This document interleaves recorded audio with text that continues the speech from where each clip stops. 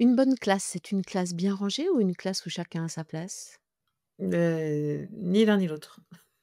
Les erreurs, c'est normal ou il faut les corriger vite? C'est normal, mais il faut les corriger vite. L'autonomie, tu la donnes tout de suite ou tu la construis doucement? Hem, je la donne tout de suite. Pour motiver, tu félicites l'effort ou le résultat? L'effort, bien sûr. Le bruit en classe, c'est de l'énergie ou un problème? De l'énergie, parfois un problème, mais non, de l'énergie.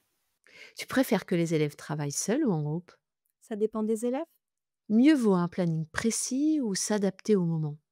J'aime bien les plannings précis. Tu donnes les consignes hyper précises ou tu laisses les élèves chercher? Quand il s'agit de travail, souvent, c'est plutôt des consignes précises. Allez, on embarque pour parler gestion de classe. On le sait, gérer une classe, c'est tout un art. Entre l'organisation de l'espace, les règles à poser, les petits gestes du quotidien et la relation avec les élèves, il y a 1000 façons de faire. Aujourd'hui, mes 8 invités vous partagent des astuces concrètes testées en classe pour vous aider à trouver vos propres leviers et rendre la gestion de classe plus sereine et sûrement plus efficiente. Allez, pour commencer, c'est Elodie qui nous propose sa manière d'envisager la discipline positive de façon générale. Eh bien, en fait, comme tout le monde, quand j'ai démarré, j'ai fait ce que je connaissais. Donc, plutôt les groupes, de points, de couleurs, on monte, on descend, même parfois ça arrive chez les parents et je dois dire que vraiment je m'y retrouvais pas. Je sentais bien que, les élèves plus difficiles, ils étaient tout le temps, dans le noir. Donc finalement, au bout d'un moment, quel intérêt de faire des efforts? Ou alors même que les bons élèves étaient ultra stressés parce que certains rentraient à la maison et c'était double punition et ça, c'est vrai que c'est quelque chose qui me correspondait pas du tout, je m'y retrouvais pas. Donc j'ai abandonné, mais quoi faire? Parce que c'est vrai qu'on peut pas laisser la classe, juste comme ça, voilà, en ayant espoir que tout le monde soit sage, ce qui n'est pas possible et du coup, au fil de mes recherches, je suis tombée sur un livre qui s'appelle «La discipline positive en classe» et ça a vraiment été la révélation quand je l'ai lu. C'était vraiment ça que je voulais faire, d'ailleurs que j'avais déjà mis en partie en place et c'est vraiment voilà, ça me correspondait 100. Du coup, la discipline positive, qu'est-ce que c'est? Alors, très rapidement, c'est quand même une façon de procéder où il y a un vrai cadre. C'est pas quelque chose de laxiste, hein. Il y a vraiment des règles qui sont là, qu'on applique et qu'on maintient, mais en étant positif. Ça veut dire que, on va pas avoir de punitions bêtes et méchantes, fais des lignes, va t'asseoir dans un coin. C'est vraiment on va amener les enfants à réparer, à apprendre à être vraiment éduqués et puis, il y a aussi plein d'exercices de compétences psychosociales qui viennent fédérer le groupe, travailler tous ensemble et du coup, ça me paraît super important de mettre ça en place dans ma classe et du coup, en discipline positive, un des grands axes qui existent, dont on nous parle, c'est les 3 R. Les 3 R, c'est reconnecter, reconnaître et réparer. Donc ça, c'est vraiment une règle que j'applique. Donc reconnecter, donc c'est important de se mettre à la hauteur des enfants aussi, de se connecter avec eux, de pas juste leur crier. Alors il y a un exemple qui est, c'est phénoménal, c'est: «Dites-vous, si j'avais un adulte en face de moi, est-ce que je ferais ça?» C'est-à-dire que si j'ai en face de moi un adulte, est-ce que je vais lui crier dessus parce que, il a tapé son copain ou est-ce que, je vais le punir bêtement? Bah, non, en fait. Pourquoi on le ferait des enfants? Donc on se connecte avec eux, on se met à leur hauteur. Ensuite, on fait aussi en sorte qu'ils reconnaissent l'erreur et c'est vraiment une erreur, on peut la réparer et puis, ils réparent justement cette erreur et ça, c'est vraiment des principes que j'applique tout le temps et c'est vraiment ça fonctionne.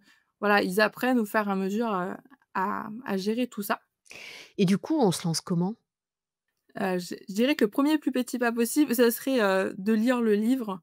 C'est vraiment la base de tout. Heu, alors, peut-être, ouvrir Vinted et chercher, le livre qui ne doit pas être très, très cher, parce qu'il a quand même été beaucoup diffusé et puis c'est dans un premier temps de se dire cette réflexion, de se dire: «Si j'avais un adulte face à moi, comment je réagirais?» Ça, c'est vraiment pour moi le 1er pas parce que tout le monde peut le faire facilement. Voilà, il y a une parce que nous, on a aussi des émotions et on n'est pas toujours en capacité non plus de les gérer totalement, mais on n'aura pas la même réaction face à un enfant et face à un adulte, donc posez-vous la question et puis même a posteriori, par exemple, une situation qui s'est passée, vous pouvez vous re-questionner: «Comment est-ce que j'aurais pu faire autrement?» Ce que j'entends, Elodie, c'est que la discipline positive, c'est une manière de sortir des violences éducatives ordinaires, non? Ouais, tout à fait, c'est vraiment, on essaye de vraiment de mettre l'enfant au centre, et dans le bien-être et c'est vrai que quand on passe la formation, moi je me la suis financée du coup, on se met en position, par exemple, il y a un exercice qui est vraiment flagrant, c'est-à-dire que, on est l'adulte, donc il y a un adulte qui monte sur une chaise et qui crie sur un autre adulte, enfin, ou qui le gronde. Et en fait, quand on est dans la position de l'enfant avec quelqu'un qui est beaucoup plus haut que soi et qui nous gronde, on peut ressentir, nous, en tant qu'adultes, qu'est-ce que ça génère. Alors moi, chez moi, ça génère un comportement plutôt de rebelle. J'aurais tendance à plutôt me rebeller et en fait, peut-être dans ces élèves qui vont répondre, et cetera. Il y en a d'autres qui vont plutôt se renfermer, pleurer, intérioriser. Et donc, c'est vrai que c'est un exercice qui est super chouette. Et forcément, on va essayer de penser au bien-être de l'enfant. Allez, pour continuer sur les dispositifs généraux, Isabelle, toi, tu proposes une monnaie interne dans ta classe? Alors, tout est parti de la lecture du livre Joker de Suzy Morgenstern, où un vieux, professeur arrive dans une nouvelle école et distribue aux élèves des jokers. Et on a lu ce livre, il y a 10 ans en CM2 avec mes élèves. Il y a notamment un joker pour rater l'école, un joker pour, que la récréation dure toute la journée, enfin des jokers un peu fous et qui ne sont pas possibles dans la vraie vie, ce qui a été difficile à leur faire comprendre. Mais en tout cas, ce livre a été, la base, de cette monnaie interne. Donc, tout est parti d'un livre et ça, c'est plutôt chouette. En gros, je l'ai adapté avec eux, ma première année d'enseignement. C'était vraiment en 2015, mes premiers élèves, et donc on est parti de ces jokers en se disant que finalement, moi, en tant qu'enseignante, j'étais payée pour, travailler et qu'eux n'étaient pas payés pour travailler. Et donc, on en a rigolé un moment et puis ça a travaillé dans ma tête, sans être payé et je me suis dit: «Finalement, est-ce que moi, je ferais ce que je suis en train de faire si je n'étais pas payée?» Ah! Et j'en suis arrivée à la conclusion que non, je ferais autre chose. Et alors je me suis dit: «Pourquoi pas partir de ces jokers?» Parce que c'est intelligent en fait, d'avoir, quelque chose en «récompense» entre guillemets, parce qu'il y a pas vraiment de récompense au départ, c'est un plus un salaire, puisque chaque semaine, ils avaient 20 jokers, c'était leur salaire. Il y avait des moyens de gagner plus, ce qui nous manque dans l'éducation nationale. Il y avait des primes, donc par exemple, j'ai réussi ma dictée, sachant qu'ils avaient tous une dictée différenciée. Enfin, il y avait le dictée à trous, enfin voilà, peu importe, hein. J'ai aidé un camarade, j'ai eu un comportement exemplaire et cetera. Tout ça faisait gagner des jokers supplémentaires. Hem Et il y a aussi évidemment, on peut en perdre. J'ai frappé, un copain, j'ai voilà, on a fait un menu, un menu des jokers avec comment en gagner, quand est-ce que j'en perds et non pas comment en perdre parce que ça ils savent, mais quand est-ce que j'en perds? Et à la fin, tous les vendredis, il y avait l'heure de projet personnel et l'heure, libre, de 3h30 à 4h30 où moi, je prenais le temps de prendre chacun des élèves, un par un et on faisait le bilan de la semaine et je leur remettais officiellement leur joker de la semaine. La première année, on a mis ça en place et on a choisi ensemble des récompenses qui valaient des jokers. Par exemple, c'était 100 jokers, un goûter dans la classe, par exemple, d'accord? C'était, 50 jokers, on peut, si on se met à 5, donc ça faisait 250 jokers. On commence à comprendre l'idée ou pas? Je fais des maths, en fait. Et d'un seul coup, ils voyaient l'intérêt de compter de 10 en 10, par exemple, de regrouper par enfin bon, bref. Avec 250 jokers, on avait 5 minutes de récréation en plus. Là, il fallait qu'ils s'organisent parce que 250 jokers tout seul, on n'y arrive pas. Par contre, 50 jokers, on y arrive en 3 semaines et donc si on se regroupe, combien il faut d'élèves pour se regrouper pour avoir 250 jokers? Et en fait, je me suis rendu compte que mes élèves qui avaient des difficultés en maths, bah, d'un seul coup, ils comptaient et là, ils vraiment c'était, pas magique, mais presque.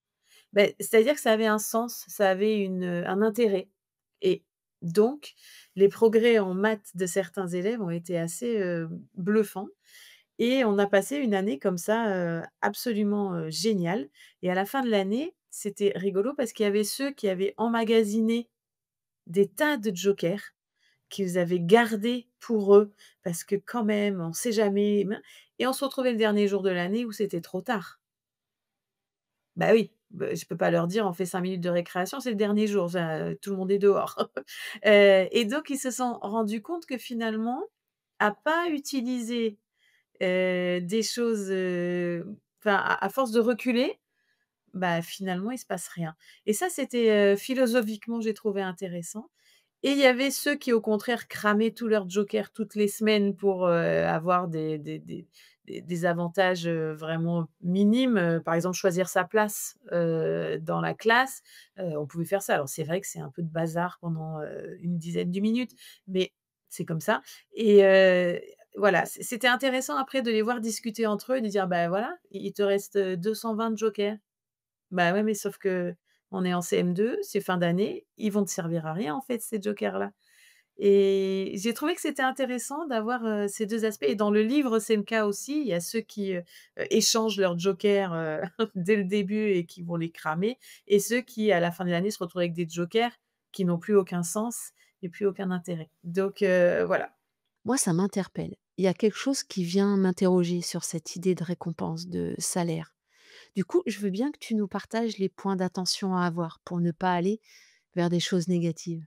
Alors, honnêtement, je pense que c'est aussi parce que j'ai commencé à être maîtresse il y a 35 ans et que j'avais, un autre vécu avant et que donc la notion d'être, récompensée pour mon travail ne me posait pas de problème. J'entends complètement que, et d'ailleurs on me l'a souvent dit, hein, que, l'élève doit travailler pour lui, qu'il doit apprendre pour lui et cetera et cetera. Oui, OK. Et il y en a beaucoup qui effectivement, travaillent pour eux et naturellement, voilà. En fait, c'est ça, c'est naturellement. Mais il y a aussi ceux pour qui, c'est une motivation pour, faire mieux, pour, être meilleur et puis ce que je trouve intéressant, c'est qu'ils sont pas meilleurs par rapport aux autres, c'est qu'ils sont meilleurs par rapport à eux-mêmes. Moi, j'ai mis ça en place, c'est, quelque chose qui me convient et je comprends que ça puisse ne pas convenir à tout le monde et c'est ça qui est intéressant aussi. Après, quand je demande aux élèves à la fin de l'année quels sont leurs meilleurs moments de l'année et franchement, on fait 4 à 5 sorties par période. Donc, on a quand même une vie de classe assez sympa et beh, tous, ils me disent: «La remise des jokers». En fait, ce que j'entends derrière tout ça, c'est que les élèves, grâce aux récompenses, retrouvent un certain pouvoir d'agir, là où à l'école, ils en ont peu, alors que l'on sait que le pouvoir d'agir a un effet hyper positif sur le climat de classe et sur l'apprentissage.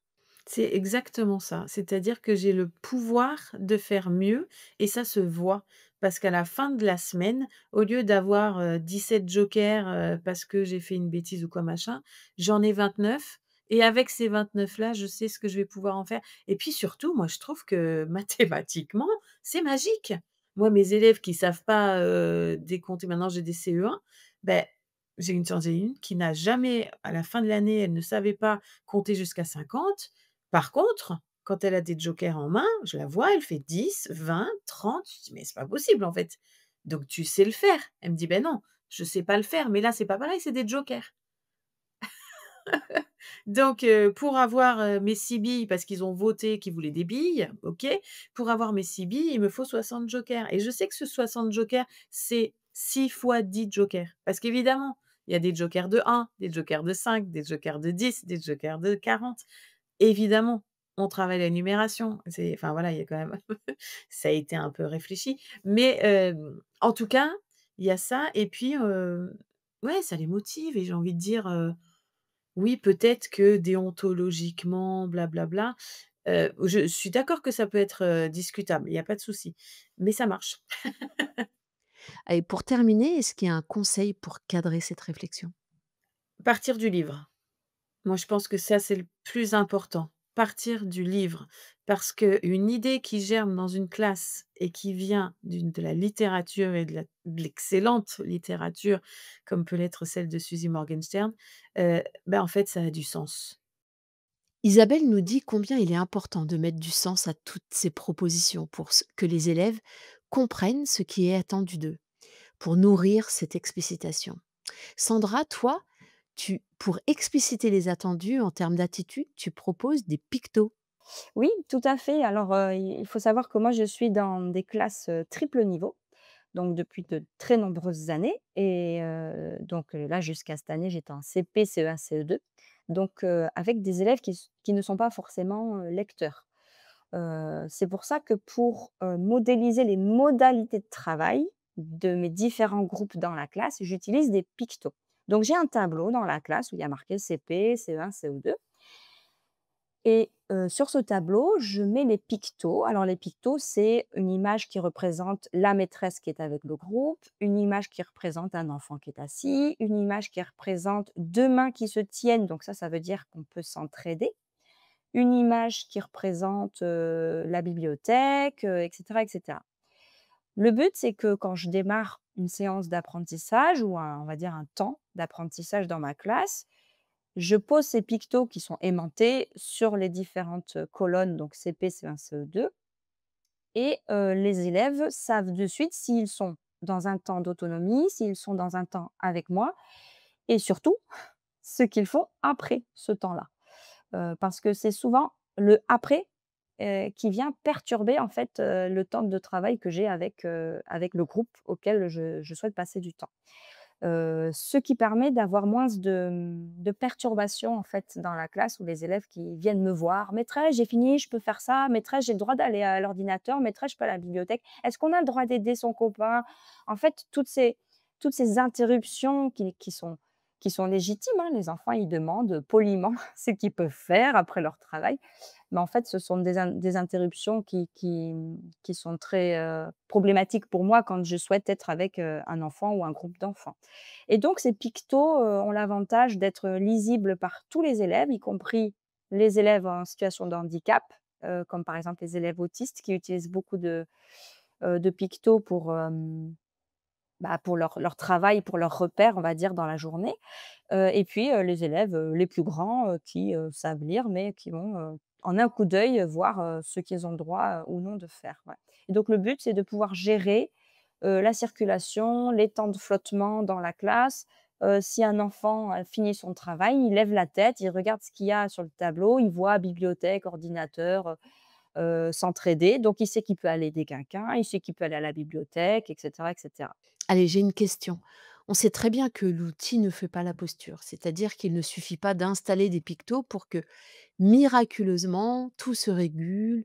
Du coup, je veux bien que tu expliques comment tu apprends à tes élèves à lire ces pictos et bien sûr qu'ils adoptent les bons réflexes d'élèves. Alors, au départ, je pense qu'il ne faut pas multiplier trop les pictogrammes. Il faut démarrer juste avec les modalités de travail simples, c'est-à-dire, je suis avec la maîtresse, je suis sans la maîtresse. C'est comme ça en tout cas que j'ai commencé, pour que les enfants puissent identifier à quel moment ils peuvent venir me parler, donc si je suis dans leur groupe ou à quel moment je ne suis pas avec eux et donc ils ne viennent pas me parler.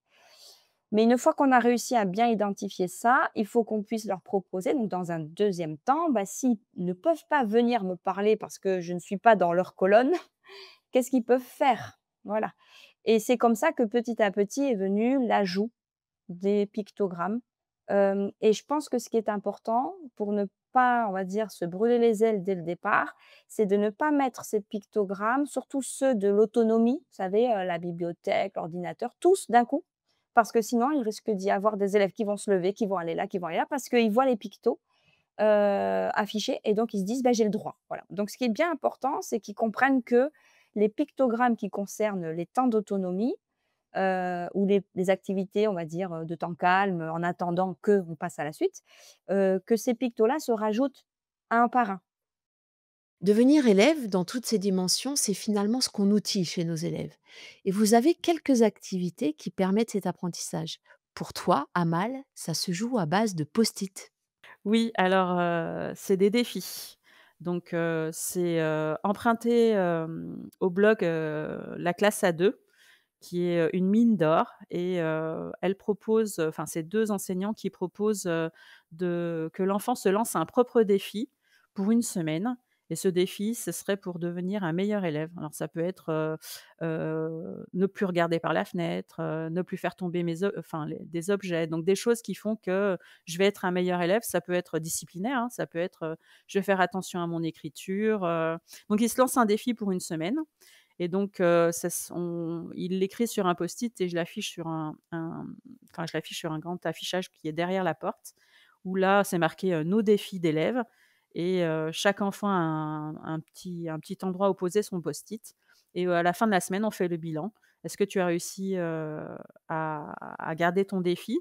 je peux l'aider aussi à réfléchir à son défi et c'est une manière aussi, dans la classe de dire: «Ah, dans la semaine, pense à ton défi», plutôt que de dire: «Arrête de bavarder» ou «Arrête de te lever» ou de s'agacer. C'est une manière aussi d'être positif en disant: «Tu vas y arriver, tu peux faire des efforts», et on peut cibler comme ça avec les enfants, un défi en particulier. Ça peut être complètement différent des uns des autres et on fait le bilan et ensuite moi j'ai pris le parti, une fois que le défi est réussi, de le découper et de le coller, dans leur cahier de MC.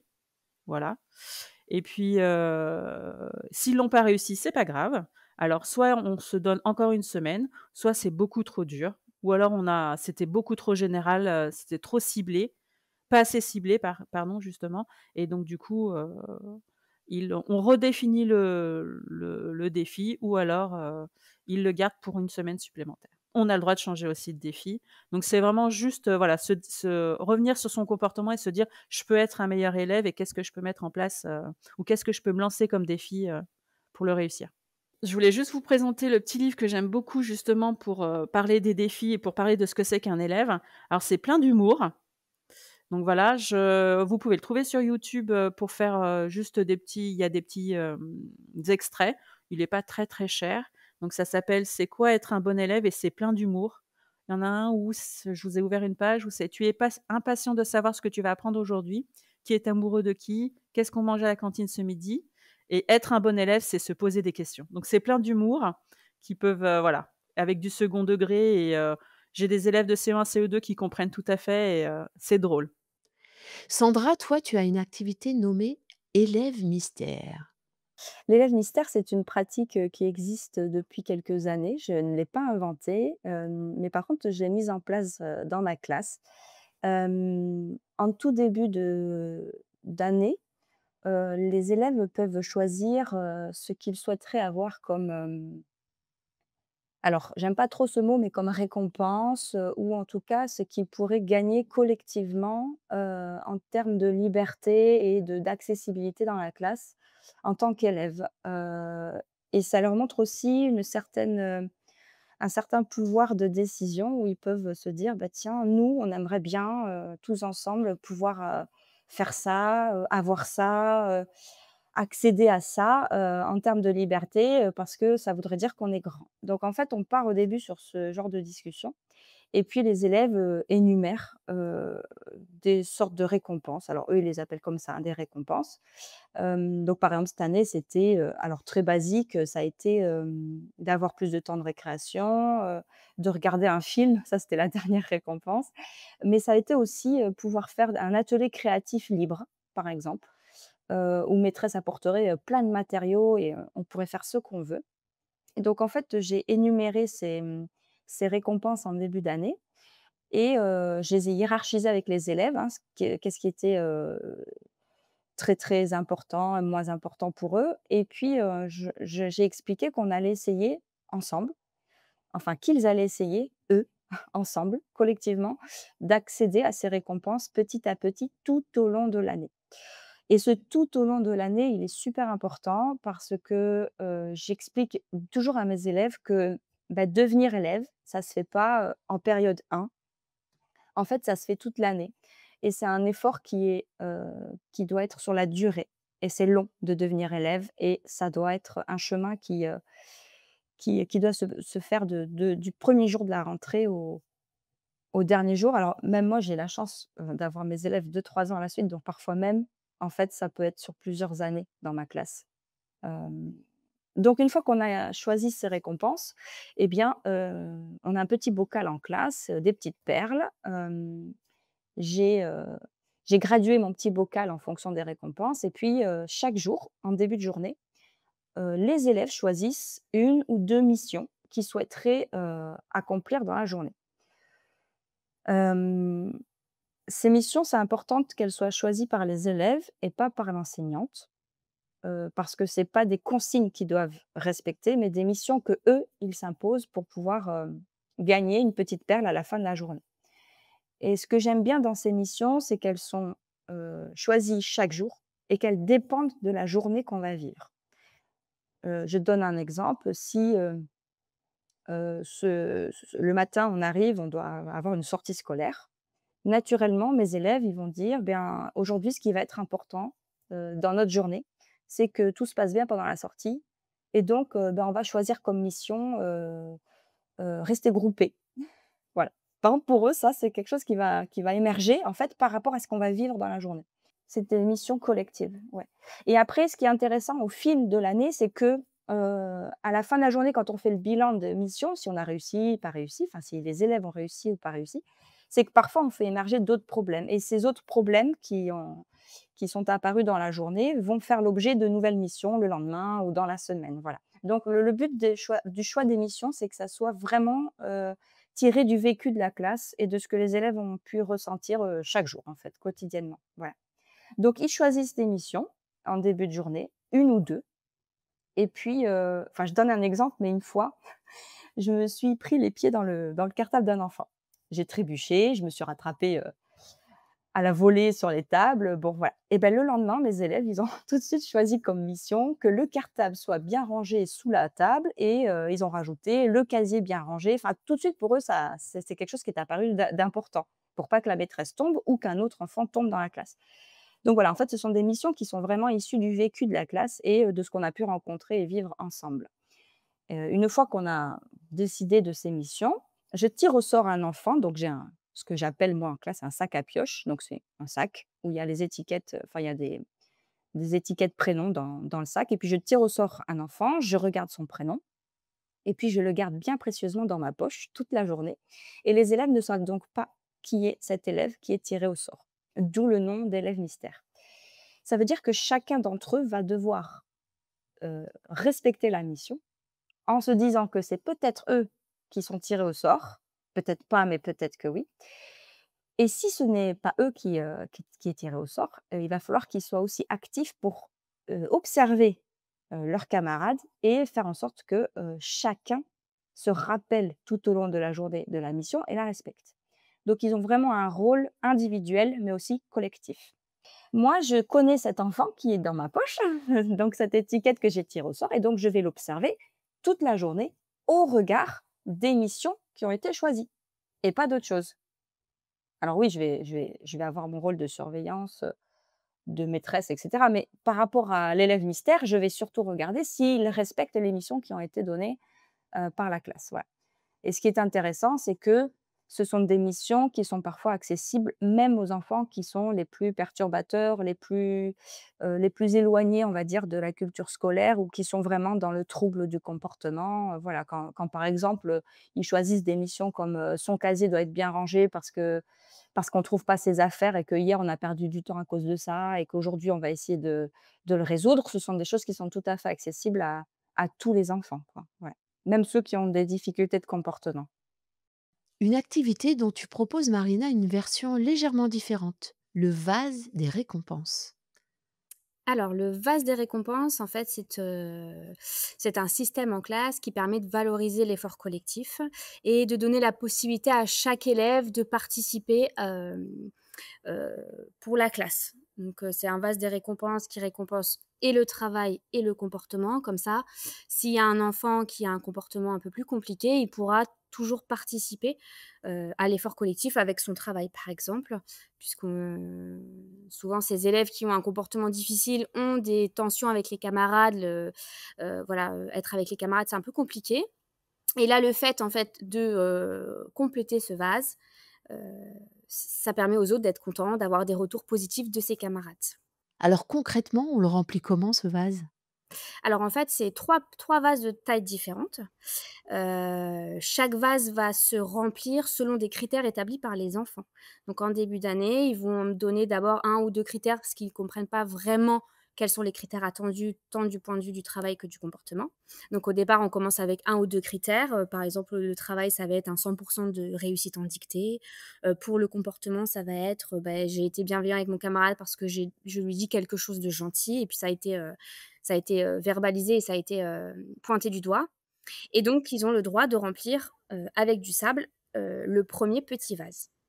Et puis une fois que le premier petit vase est rempli, puisque tout le monde vient le remplir de façon autonome, il propose une récompense qui est une petite récompense parce que petit vase et ensuite, on va voter, enfin les élèves votent pour, choisir la récompense du petit vase à ce moment-là et puis ensuite on transvase le petit dans le moyen et le moyen dans le grand et en fonction de la taille du vase, les récompenses sont plus ou moins grandes. Tu vois quoi comme changement dans ta classe avec l'utilisation de ce système? Alors, du point de vue de l'enseignant, parce que moi j'ai complètement arrêté tout ce qui était échelle de comportement, puisque je me suis rendu compte que l'échelle du comportement, c'était très subjectif.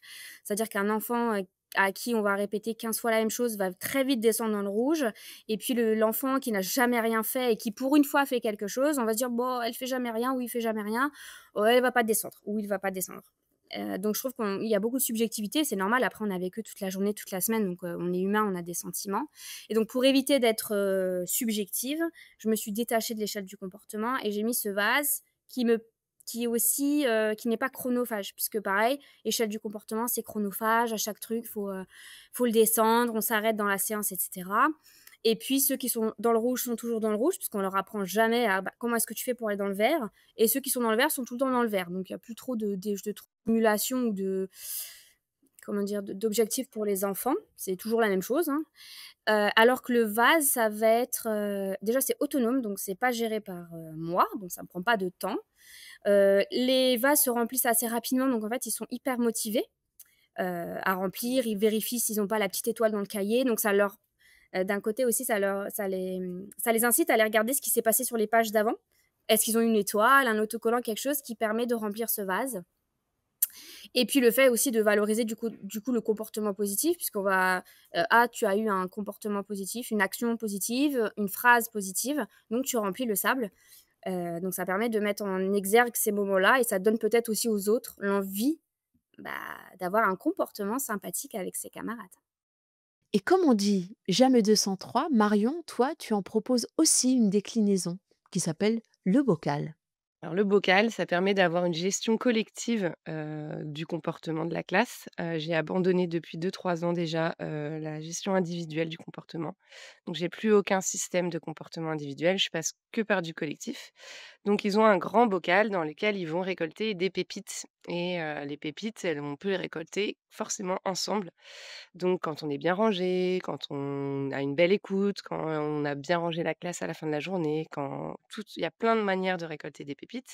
Donc les pépites, c'est tout simplement voilà, il y a un bocal, donc il est à chaque fois estampillé aux couleurs du thème de l'année. Donc ça, c'était notre, simulation globale de cette année, mais ça changera l'année prochaine. Dessus, il y a écrit: «Notre classe est une famille». Et donc il y a plusieurs types de pépites. Il y a la petite pépite, donc le petit Kinder, le petit emballage de Kinder. Donc ça, c'est la petite pépite du quotidien pour qu'on peut gagner très facilement. Après, il y a les moyennes pépites, donc ça, elles sont quand même déjà beaucoup plus grosses. C'est quand on fait, par exemple, une sortie scolaire, qu'ils ont été très attentifs, très respectueux de l'intervenant, des choses comme ça.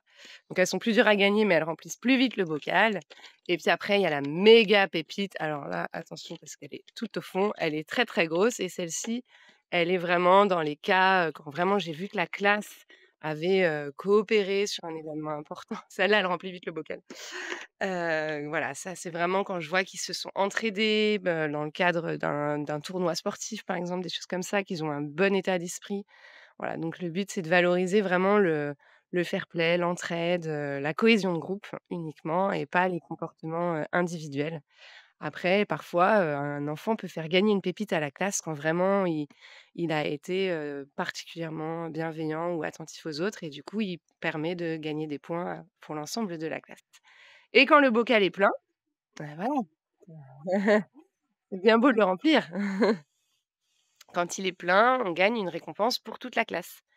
Donc toute la classe va profiter de la récompense. Ça peut être un atelier cuisine, une sortie.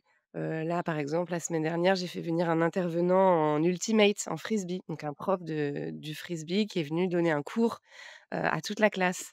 Voilà, donc la récompense, elle est collective, elle est pour l'ensemble du groupe et en général, ils en sont très friands et c'est souvent des surprises, voilà, qui sont impatients de découvrir et d'obtenir et voilà, de fait, ils sont toujours bien rangés parce que, voilà, ils servent l'ensemble du groupe et c'est vraiment quelque chose qui est moteur dans l'ensemble de la classe.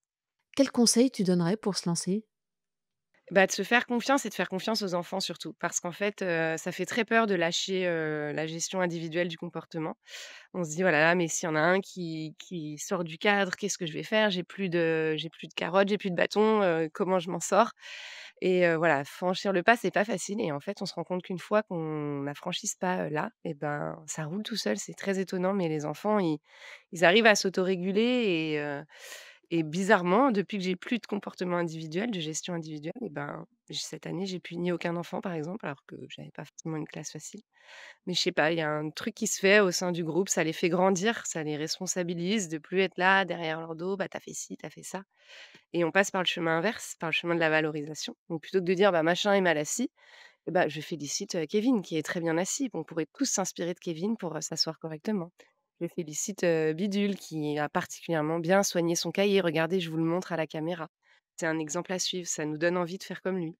Voilà, on passe par la valorisation plutôt que, par la critique et ça tend, voilà, ça donne envie aux autres, de faire mieux. Toutes les activités qui viennent d'être présentées étaient des activités qu'on pourrait qualifier de préventives, qui préparent le terrain. On va aborder maintenant la série des activités qui permettent de réguler quand il faut calmer sa classe, recapter l'attention. On commence par toi, Amal, qui utilise le chant. Alors, j'aime beaucoup, pas forcément chanter, mais j'aime beaucoup partager avec mes élèves. Donc chanter, c'est un bon moyen de les réunir et qu'ils chantent on chante tous ensemble. Donc pour moi, c'est surtout un moyen de calmer, et recapter leur attention. Alors j'ai une petite chanson un peu fétiche, très calme, mais ça peut être une chanson qu'on chante en classe, c'est celle qu'on a appris, ça peut être tout simplement une poésie, hein, qu'ils ont appris. C'est vraiment, voilà, à l'unisson, chanter pour ramener le calme, pour ramener leur attention, tout en douceur, sans forcément avoir besoin de, voilà, de lever la voix, de les recapter, de les appeler un par un. C'est vraiment tout simple et ça dure quelques minutes. Mélissa, toi, tu proposes une petite activité nommée Classe Yes. Alors, c'est pas mon invention, ça vient des pays, anglo-saxons. Donc le class yes, c'est une façon simple et efficace de, capter l'attention de la classe quand il y a du bruit. Ça peut être du bruit, entre 2 matières quand ils rangent leurs affaires, ça peut être du bruit lors d'un travail de groupe où le bruit va compter. Au lieu de s'égosiller à leur dire, «Je veux vous dire quelque chose, taisez-vous, on se tait». Non, c'est une petite technique où en quelques secondes, on va avoir le silence et de façon, assez ludique pour les élèves. Donc en fait, c'est tout simple. Il s'agit de dire aux élèves classe et ils doivent répondre yes. Mais ils doivent répondre en suivant l'intonation. Donc si je dis classe, classe, classe, eux ils répondent yes, yes, yes et tous synchro. Et après, ils savent que j'ai quelque chose à dire, donc ils se taisent et ils m'écoutent. Donc en quelques secondes, j'ai le silence et les élèves savent que je veux leur dire quelque chose, donc ils doivent m'écouter. Et pour ceux et celles qui voudraient se lancer, on installe comment cette activité? La première fois, je leur dis qu'on va faire un petit jeu, que je vais leur dire classe, qu'ils vont me répondre yes. Et on commence comme ça, et je change d'intonation, et on le fait 5, 10, 15 fois. Ils se prennent très vite au jeu. Et puis une fois que je vois qu'ils ont compris le principe, eh ben, je leur explique que je vais utiliser ça quand j'ai besoin de leur parler. Quand il y a du bruit dans la classe et que j'ai besoin de leur parler, je leur dirai classe, ils me répondront yes et ils m'écouteront. Alors les premiers jours, il faut le faire souvent pour qu'ils s'habituent, pour que les élèves s'habituent, mais ils prennent très vite le pli. Amal, tu as un autre petit truc pour recapter l'attention de tes élèves, ceux qui m'entendent. Alors là, par contre, je parle tout doucement et je leur dis: «Ceux qui m'entendent» et là, pareil, c'est que tout doucement. Il y a des enfants qui très vite, m'entendent et puis après ça fait effet boule de neige, donc je leur dis: «Ceux qui m'entendent, mettez la main, sur les oreilles. Ceux qui m'entendent, mettez, la les mains sur la tête. Ceux qui m'entendent, frottez-vous le ventre» et puis je vais tout doucement, très calmement et puis ils voient qu'il y a quelque chose qui se passe et pareil, je recapte très vite l'attention de mes élèves. Mais c'est des tips, qui vont aussi bien en maternelle qu'en cycle 2 et en cycle 3. J'ai enseigné dans tous les niveaux et c'est vraiment des choses qui marchent très bien, de 3 ans à 10 ans. En dehors de ces petits moments de recadrage du quotidien, la gestion des conflits reste une compétence majeure à outiller chez nos élèves. Amal, tu nous parles des messages clairs et des deux manières dont tu les utilises. Alors oui, c'est de la communication non violente. C'est, une manière de gérer les conflits, avec les élèves. Alors ça, c'est tout un enseignement, c'est quelque chose qui doit être installé dans l'école parce que enfin, le faire tout seul, ça a pas trop de sens parce que c'est des habitudes, qu'on installe, dès qu'ils sont petits. Alors c'est quand il y a un conflit entre camarades, ils essaient de le régler tout seuls. Petit conflit bien sûr, quand il y a pas de violence, quand il y a pas d'agressivité. Mais voilà, quelque chose qui a pas été compris, ils se sont fait mal, ils se sont bousculés, il y a eu un mot pas sympa, qui a été dit, ben, l'enfant demande à son interlocuteur de faire un message clair. S'il est d'accord, il déroule son message clair. S'il est pas d'accord, ben, c'est nous qui intervenons. C'est très explicite, c'est, «Je veux te faire un message clair» et donc l'enfant en face accepte ou pas. Mais bon, en général, il accepte parce qu'il sait que ça va se finir, avec l'enseignante.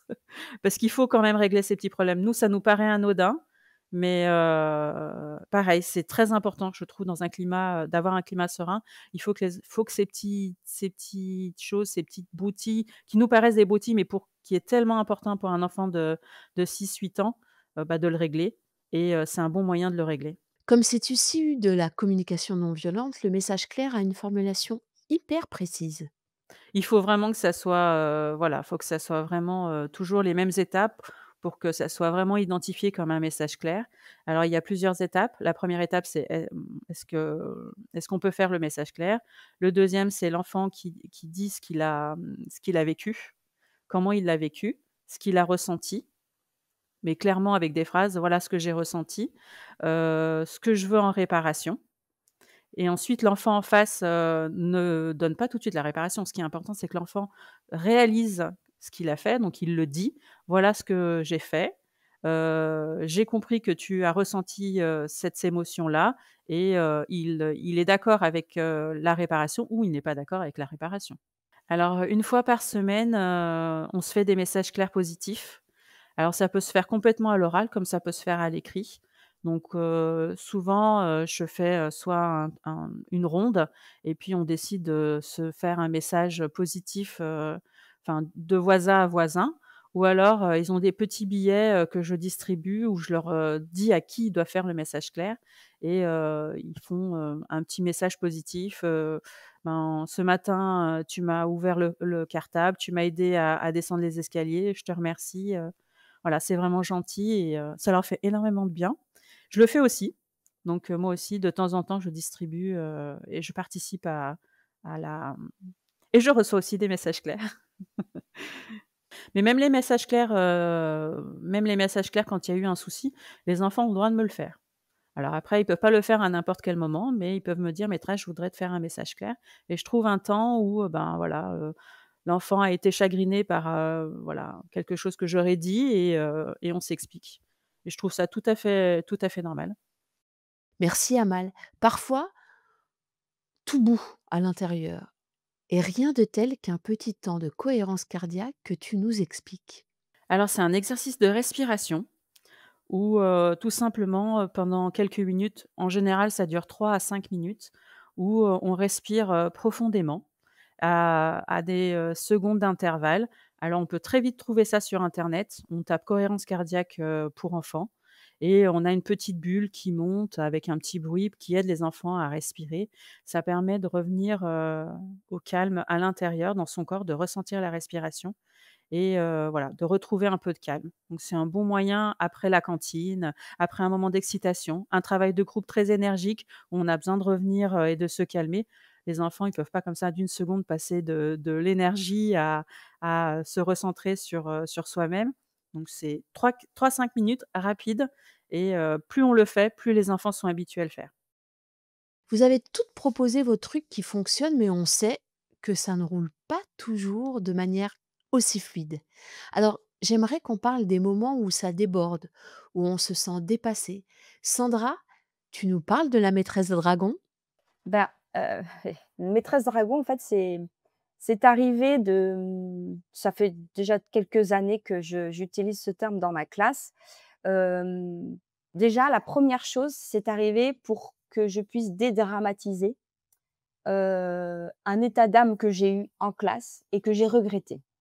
Donc, je la fais, simple, je me suis mise en colère, je me suis énervée et comme je pense beaucoup d'enseignants, je le regrette aussitôt parce que c'est pas professionnel, je n'ai pas eu la bonne posture, j'ai senti que voilà, que j'ai pas eu mon contrôle, de moi, professionnel et cetera et donc souvent je le regrette. Enfin souvent, à chaque fois que de toute façon on se met en colère après un enfant, je pense que si on est assez professionnel, on le regrette aussitôt et puis c'est parti de là où en fait, j'ai dit aux enfants: «Bah, vous voyez, parfois je me transforme en dragon et donc je deviens rouge, je crache du feu», donc ça veut dire je crie, j'ai les ailes qui me poussent, dans le dos, donc ça veut dire que je m'agite, les bras et cetera. Bon, donc j'ai un peu imagé, la maîtresse qui se met en colère, un peu de manière, on va dire, ludique et rigolote pour dédramatiser ce moment que moi personnellement, je regrette fortement.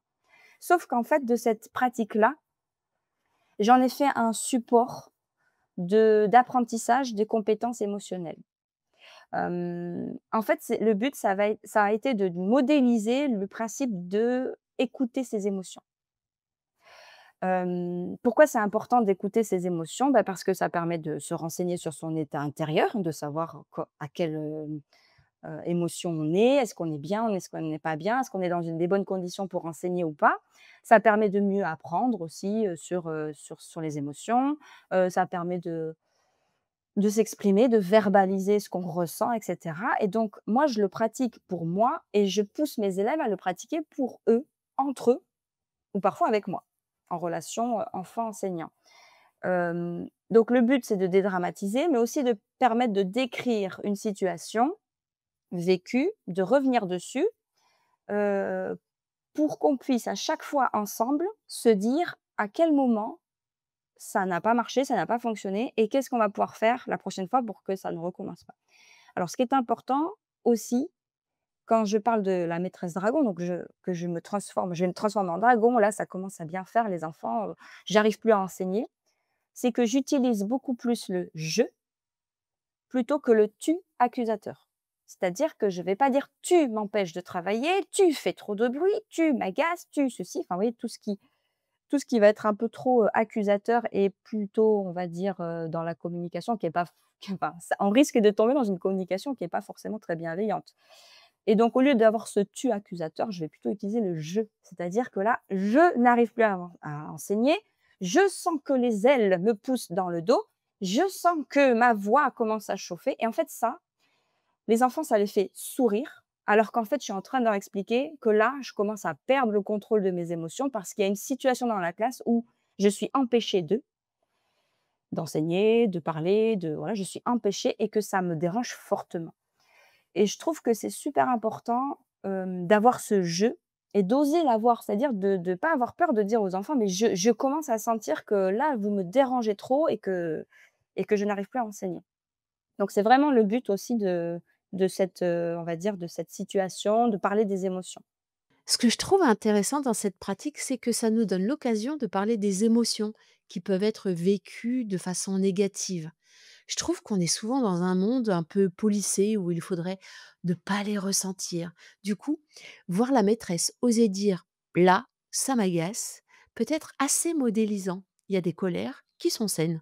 Tout à fait et ce qui est important et après il y a une limite quand même, je vais la dire après. Ce qui est important, c'est d'une chose de montrer aux élèves qu'on va verbaliser ces états. En fait, on connaît tous la pratique des messages clairs. Je crois que c'est quelque chose qui s'est beaucoup démocratisé là ces dernières années. Ça a même ça a même été, mentionné dans les derniers programmes, alors peut-être pas les tout derniers, mais ceux d'avant. Les messages clairs, on pousse l'enfant à dire à l'autre: «Je ressens ça, ce que tu m'as fait, m'a fait de la peine, de la tristesse».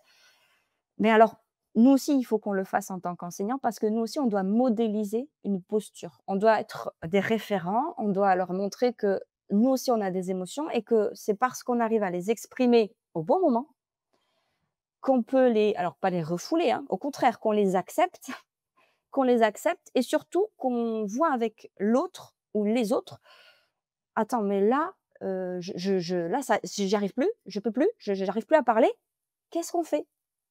Et la solution, elle devient collective. C'est plus moi qui vais dire: «Stop, arrête de parler, tu me déranges», donc le fameux «tu» accusateur, mais plutôt: «Là, je suis empêchée de m'exprimer en tant que votre maîtresse, comment on fait?»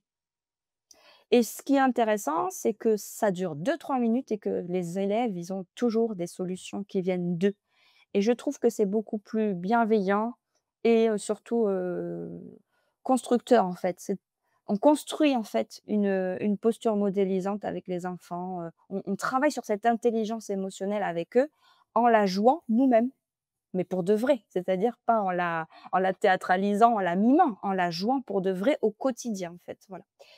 Et il y a une limite à cette pratique, c'est que exploser de colère en classe, ça va pas avoir l'effet, cathartique de cette maîtresse dragon qui anticipe justement cette situation. Et que je leur dis à chaque fois que j'ai été en colère ou que voilà, ou que mon émotion a débordé, c'est qu'on a échoué. On a ensemble échoué et qu'il va falloir qu'on arrive à réagir avant la prochaine fois.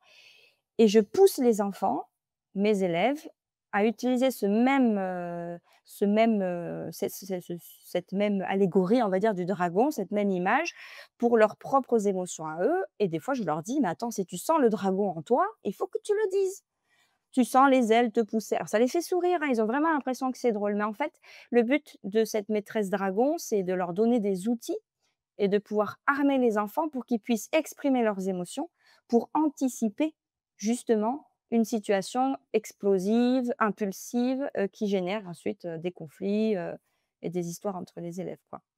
Et c'est vrai que c'est venu d'un truc, sans préparation à quelque chose qui a été plus, réfléchi et pensé, en fait, de mon côté. Mélissa, toi, pour réguler les comportements hors cadre, tu proposes des billets à tes élèves. Alors les billets, c'est des petits billets de comportement. Alors ça, j'ai trouvé cette idée, sur le blog de Charivari à l'origine, mais je les ai adaptés, pour, les rendre progressifs, pour mettre 3 niveaux de billets.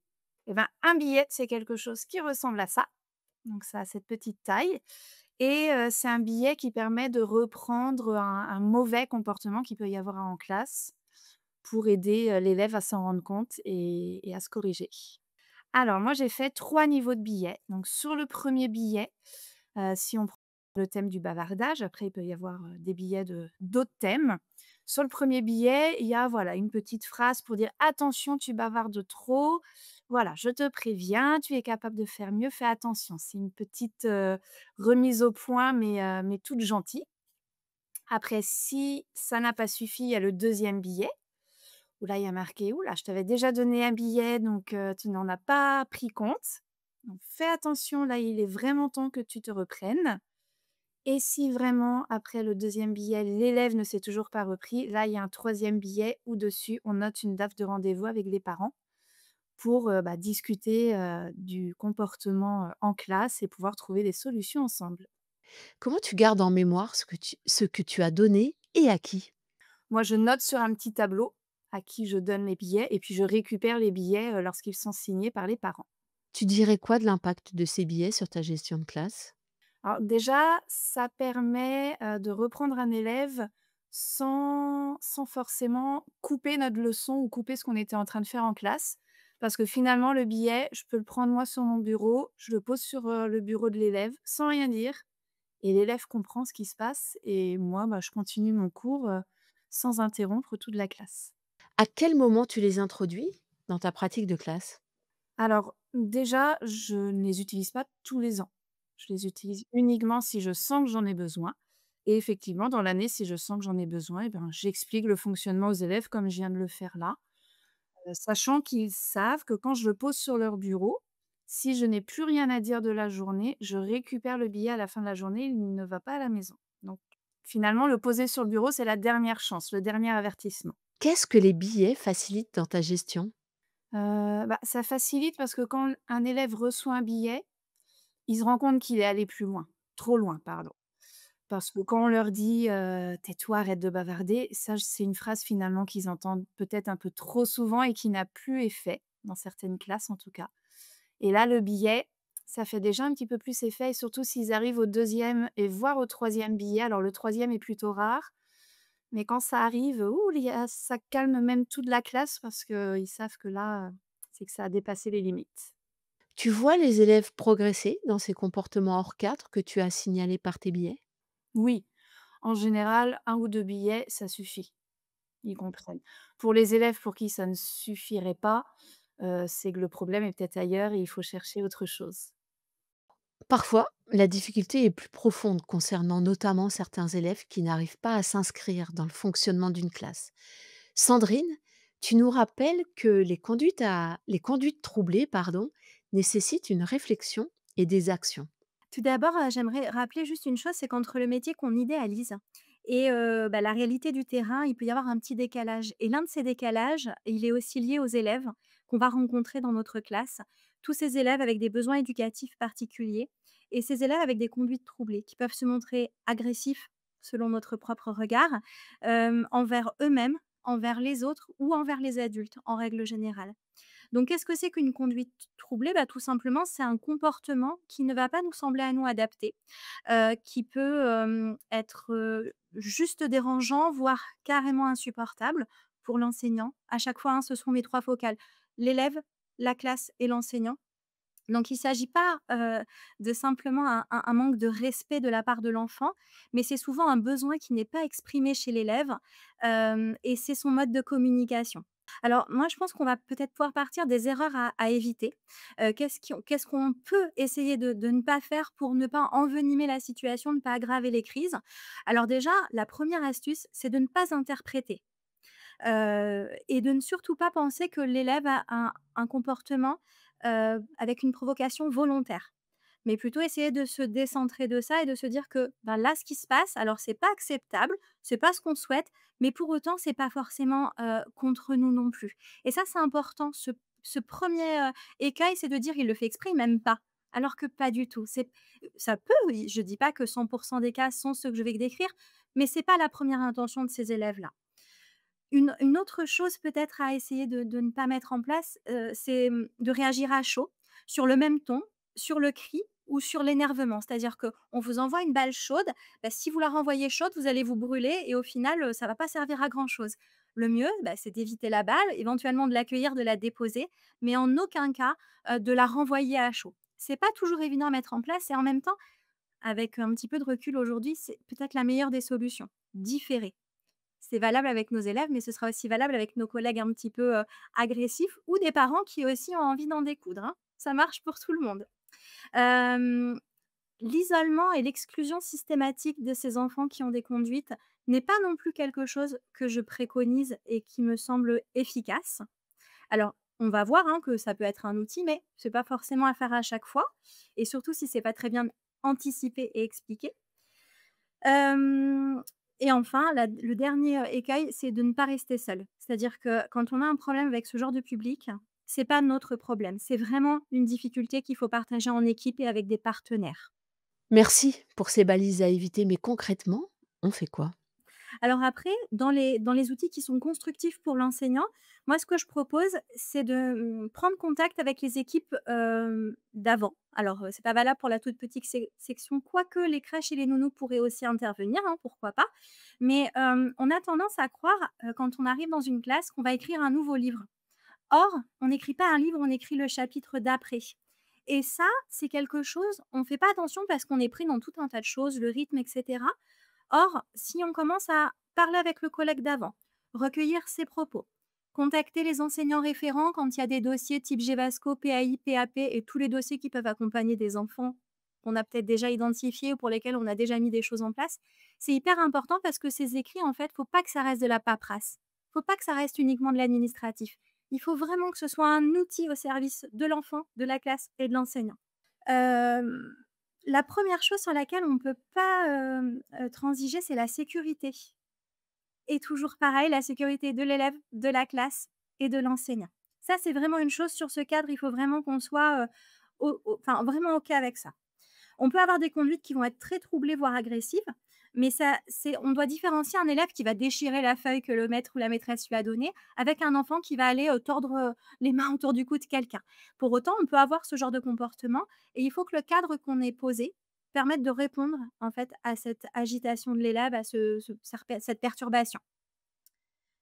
Hem, Ensuite, je me suis noté autre chose. Heu la chose qui peut également nous faire du bien, c'est de tout écrire. Noter. Alors moi, je marque noter factuellement parce que c'est ce qu'on observe, c'est au moment de la journée. Tiens, à la récréation, tiens, au retour de la récréation, avant manger, au moment du départ de l'école. En fait, tout ça, après, quand ça va être analysé a posteriori avec le directeur, les parents, les équipes qui suivent l'enfant éventuellement, ça va donner des indices très précieux pour analyser parce que le PE, quand il n'est pas spécialisé, il n'a pas tous ces outils d'analyse. Il a beaucoup de bonne volonté. Il fait ce qu'il peut avec ce qu'on lui a donné et ce qu'il a. Mais vraiment, tout écrire, c'est hyper précieux après pour l'analyse.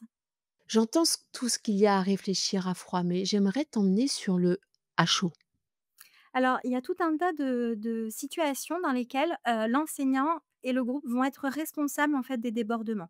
Donc, là encore, tu me disais que je parlais d'un certain temps, mais il faut pas oublier que dans l'espace classe, il va y avoir ces moments aussi où il faut faire attention. Donc ça va être le ton, ne pas crier, mais en règle générale, annoncer toutes les transitions. Dans 5 minutes, on va terminer l'exercice de maths et puis on va changer de cahier, on va se déplacer, on va se mettre en groupe. Tu parlais des groupes tout à l'heure. L'idée, c'est vraiment d'être très clair dans sa façon d'enseigner afin de permettre à ses élèves qui ont des conduites troublées pour tout un tas de raisons qu'on pourra pas soigner, qu'on pourra pas, corriger. Mais par contre, notre attitude d'enseignant, tous nos gestes professionnels vont avoir des conséquences importantes sur comment est-ce que mon élève va ou pas exploser. Et tu parlais de ta question tout à l'heure était à mon avis hyper intéressante parce que moi je le dis aussi, il faut que les collègues soient honnêtes avec leurs élèves. C'est-à-dire que si les collègues rencontrent des difficultés, alors on va pas raconter notre vie aux élèves, mais on peut très bien leur dire: «Vous savez, cette nuit, j'ai eu une nuit un peu agitée, alors aujourd'hui, peut-être que par moment, bah, vous allez me trouver un peu différente, mais c'est pas grave, j'ai juste mal dormi ou je suis juste inquiétée par un souci à la maison». Et ça va parce que ces enfants-là, ils sont hyper empathiques et c'est probablement ce qui peut aussi causer parfois des débordements très, très graves. Et eux, ils n'ont pas de filtre, ils n'ont pas notre connaissance d'adulte du monde et ils vont pas pouvoir expliquer, bah, pourquoi maîtresse aujourd'hui elle a pas souri, pourquoi maîtresse aujourd'hui elle a une voix un petit peu plus perchée. Et toutes ces actions, elles vont avoir des conséquences directes sur ces élèves-là, bien plus vite que sur les autres élèves. Une dernière chose? Je pense que ces enfants doivent être associés à la solution. C'est-à-dire qu'il faut leur demander: «De quoi tu as besoin? Est-ce que tu saurais me dire là ce qui t'a mis en colère? Est-ce que tu saurais me dire ce que tu aurais voulu que je fasse? De quoi tu avais besoin?» Alors, c'est pas miraculeux, certains enfants ne vont pas savoir le formuler, mais leur faire confiance, leur montrer qu'on leur témoigne de l'intérêt malgré qu'ils nous ont plombé la classe, hein. Ils nous ont ruiné notre activité, ils ont mis le f enfin pas le feu, mais ils ont quand même mis un sacré bazar.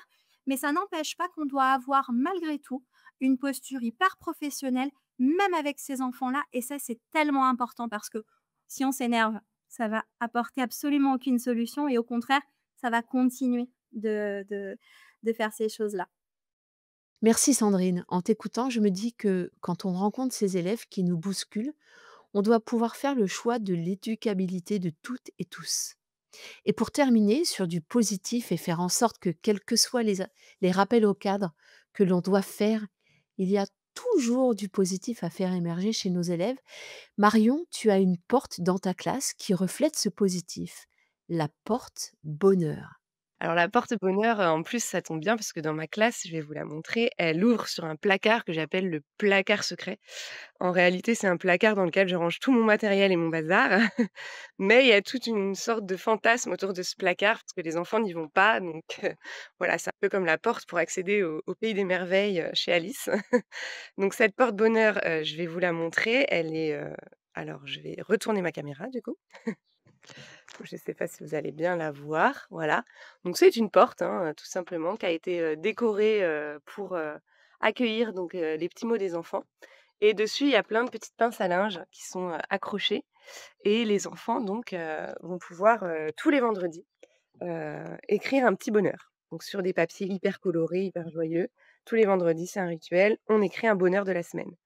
Alors qu'est-ce qu'on et du coup, ça permet de revoir ensemble tous les bons moments qu'on a eus parce que forcément, il y en a qui disent: «Oh maîtresse, il y a rien de bien cette semaine, il faisait pas beau, on a fait que des maths» et ben, en fait, en cherchant, on trouve toujours, bah, il y a eu l'anniversaire d'un tel, bidule a réussi à faire ses divisions et en fait, ça les force à chercher en eux des réussites et des moments partagés, agréables et donc on accroche tous les vendredis, on accroche, notre petit bonheur et le vendredi d'après et ben, on récupère l'ancien, on le met dans un petit sachet en tissu que je vais vous montrer Et à la fin de l'année, et ça c'est génial, on l'a fait hier, donc c'est pour ça que la porte est vide, on vide son sachet et on relit tous nos bonheurs de l'année.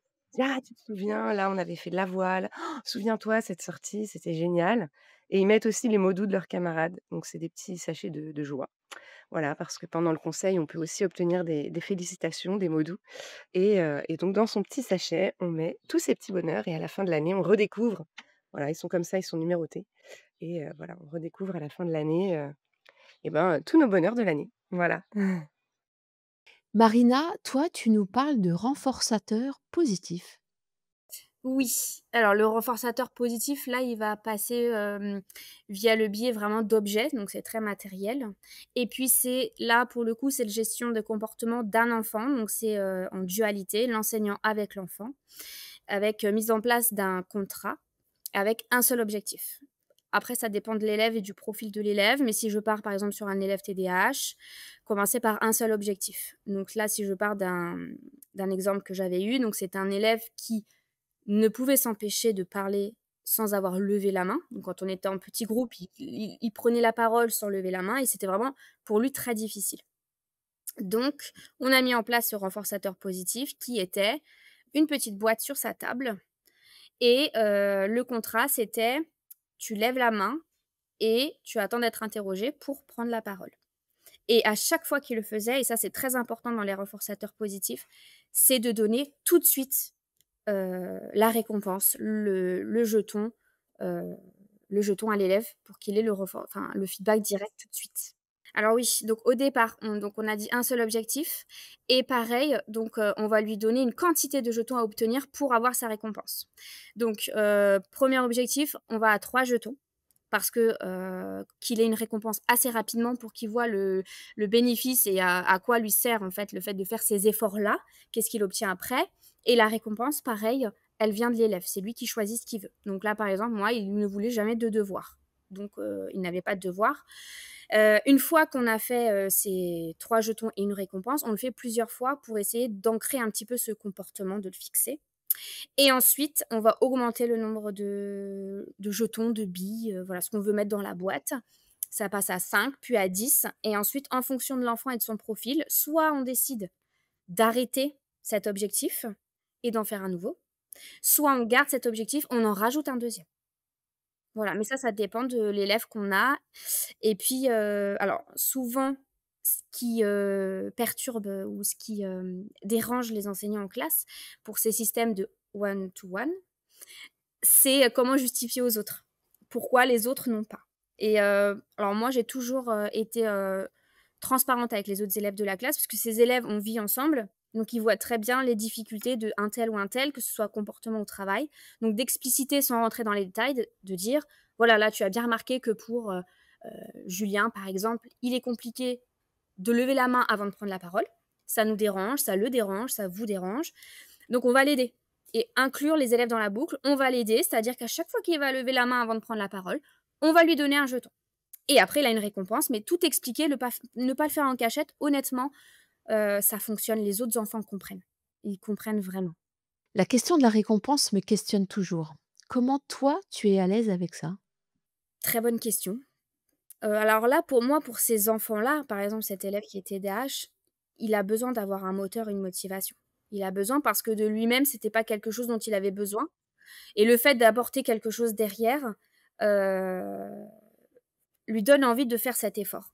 Et le fait qu'après, au fur et à mesure qu'il le fasse, on essaye quand même de fixer ce comportement. C'est pas tu le fais que pendant les jetons. C'est pour ça que je dis qu'après, soit on essaie d'enlever les jetons et de le laisser après ensuite que ça soit un comportement «naturel» entre guillemets et qu'il l'ait fixé en classe pour ne plus justement apporter de récompense. Mais en tout cas avec certains profils d'élèves, avec certains enfants, j'ai l'impression qu'il est compliqué de ne pas avoir du tout de récompense. En tout cas, ce que je vois de hyper constructif dans cette pratique, c'est que ça donne en temps réel un feedback positif sur un comportement. Et comment les élèves s'en détachent de cette récompense? Alors honnêtement, ça dépend. C'est pas, c'est quelque chose qui va fonctionner avec un élève, qui ne fonctionnera pas du tout avec un autre. L'important, c'est de tester. J'essaye, je vois ce que ça donne. Ça ne marche pas, je teste autre chose. Et des fois, cette même chose qui va marcher 3 semaines ne marchera plus la 4e. et il faudra trouver autre chose. C'est des enfants avec qui il faudra, toujours, il faut pas que ça rentre dans une routine, il faut qu'il y ait toujours quelque chose de nouveau pour, redonner de la motivation, redonner, cette envie de faire l'effort. Pour toutes vos astuces, vos activités, un grand merci à vous toutes. Nul doute que les collègues en mal d'inspiration sauront venir piocher ce qui pourrait leur convenir, à eux et à leurs élèves. À tout bientôt.